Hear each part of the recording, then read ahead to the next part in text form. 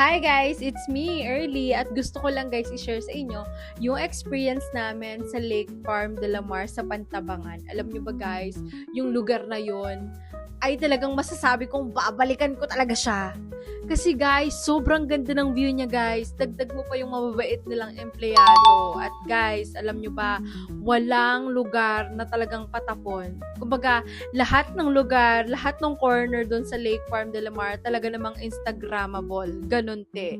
At aside from that, mga ante, yung rooms nila talagang malinis, swimming pool, idagdag mo pa yung masarap nilang pagkain, ante. Napakasarap ng pagkain lang masasabi mong pwedeng only rice. Ganun te. Sobrang sarap. At super duper nag-enjoy talaga kami sa lugar na yon. Kaya naman mapapasabi ka talaga na I will return. Ganun. Kaya ano pang hinihintay nyo?